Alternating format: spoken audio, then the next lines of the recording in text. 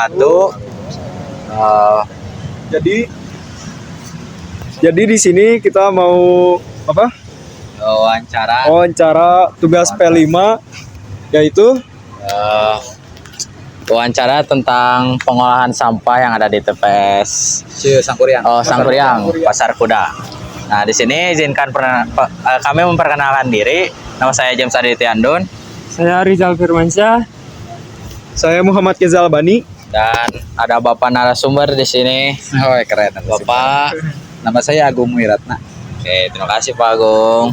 Nah, di sini kami akan bertanya beberapa hal tentang sampah di sini, Pak.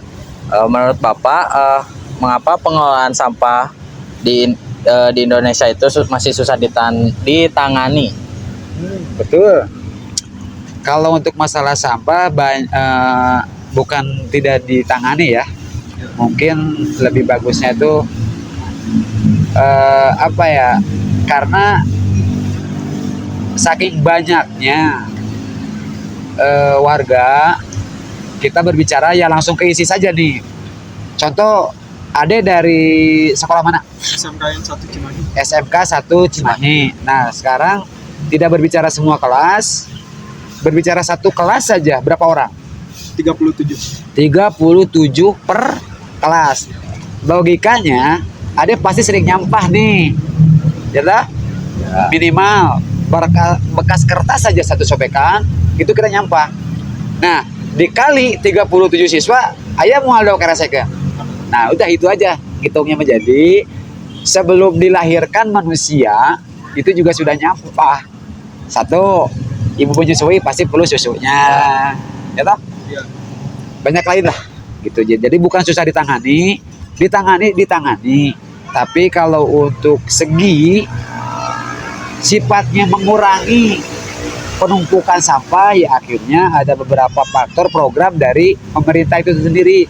Kita dibagi menjadi pemilahan gitu deh. Ya, terima kasih Pak.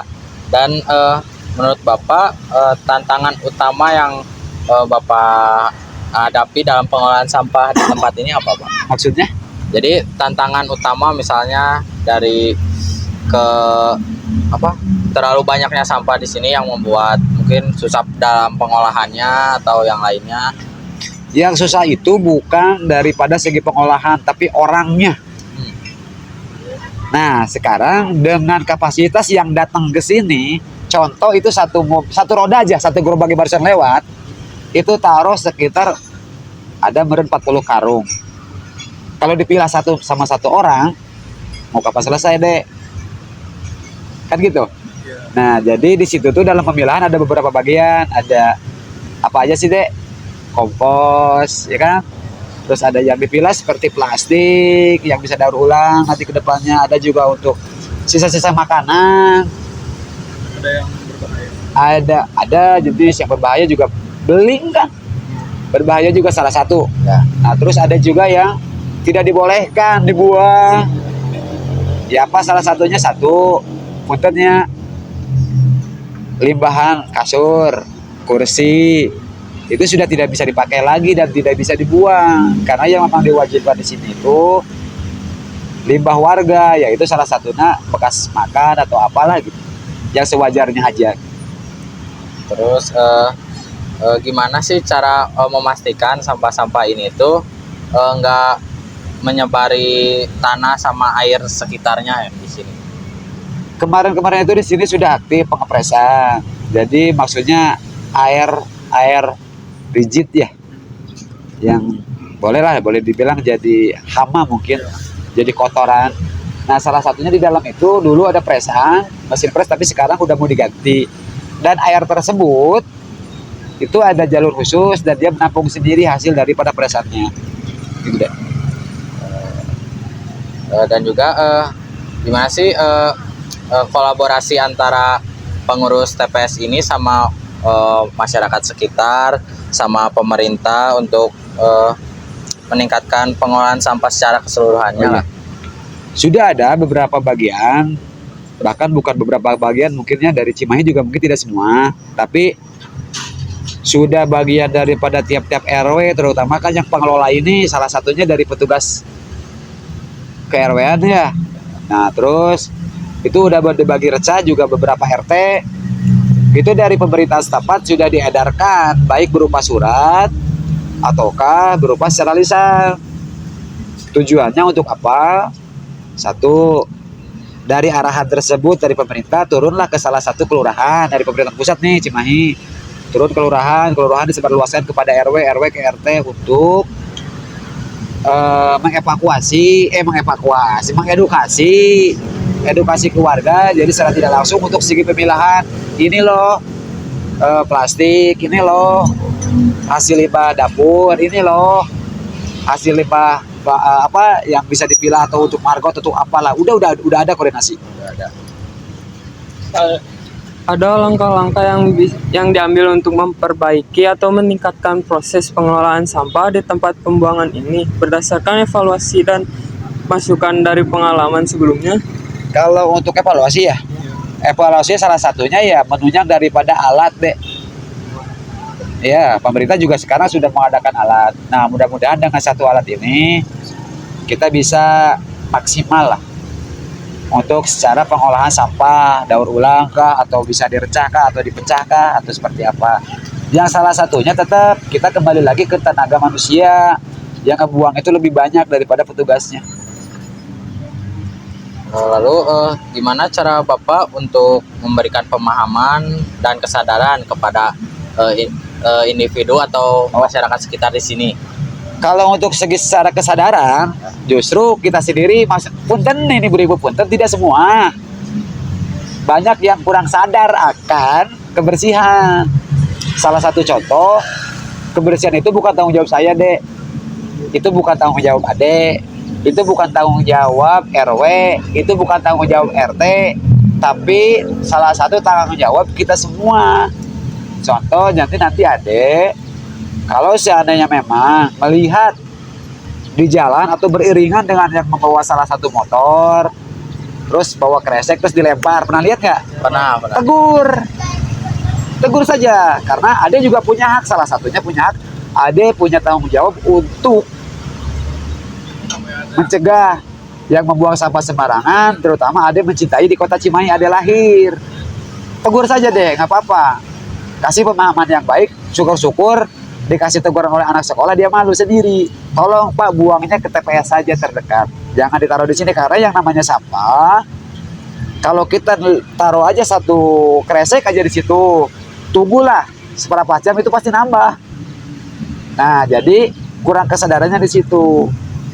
Betul, Pak. Contoh di sini saja udah jelas TPS itu di depan, tapi banyak warga yang buang di sini. Kadang-kadang di situ deh. Saya sering berantem, jujur. Silakan saja deh, Mas. Saya sering berantem dengan pembuang sampah oknum lah ya. Udah tahu-tahu di situ tempat buang sampah, tapi buangnya di sini, kadang-kadang sambil lempar, sambil apa gitu, kurang kesadaran. Harusnya kalau memang dia itu turun, buang, kita juga tidak akan dipinta uang. Gitu. Jadi tolong kerjasamanya juga untuk warga, kalau memang mau buang sampah ke TPS, buang saja. Itu pun ya salah satunya ya tanggung jawab kita bersama, Dek. Itulah cara kita mencintai dalam satu hal, minimal untuk wilayahnya kita ya seperti itu. Termasuk Ade juga nanti untuk keluarga tolong edukasi juga. Mah, Pak, Ade, Mang, Uwa, tolonglah seperti ini. Kalau memang kita daripada di jalan, sekarang ini deh, banyak orang yang buang asal cerai di situ. Dia buang sampah seenaknya dengan alasan dia nggak mau bau, tapi di sini dia juga membuat bau orang. Tapi kalau dibuat ke tempat sampah yang tersedia, itu mungkin sedikit akan mengurangi. Ada pertanyaan terakhir juga. Harapan Bapak kedepannya tentang kebersihan dan kesehatan lingkungan di TPS ini? Harapan banyak deh, jadi terutama perihal sampah ini ya, kita di sini tuh banyak anak-anak yang baru lahir, gitu loh dok. Jadi mudah-mudahan di tahun setelah ini, kita kan lagi rame-rame nih, mudah-mudahan para pemimpin ke depan, siapapun nanti, bisa memaksimalkan perihal kebersihan di seluruh kota Cimahi, baik dari lingkungan utara, tengah, dan selatan. Terus juga dari selokan besar atau kecil. Tolong dengan sangat juga bekerja sama dengan masyarakat agar supaya apa sih kekurangan masyarakat, apa sih keluhan masyarakat, karena tiap wilayah itu pasti beda keluhan. Yakin? Ya. Beda. Nah, jadi mudah-mudahan nanti pemerintah kedepannya nanti, wabil khusus pimpinan kita nanti nih, siapapun orangnya, mudah-mudahan lah bisa bekerja sama baik dengan sekolahan, terutama tolong libatkanlah anak-anak sekolah biar ngerti. Anggap aja sambil belajar. Cara pemilah jangan melibatkan warga juga. Ya sok, anak sekolah juga libatkan karena Sabtu kan libur. Betul kan? Manfaatkan dulu. Di wilayahnya masing-masing ada tinggal di mana? Di pojok. Di pojok, sok di RT ada contohan milah.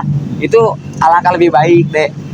Jadi di satu sisi tidak mempertanyakan ke orang, ada udah ngerti. Oh, kia gini, oh kacugak gini, gitu loh.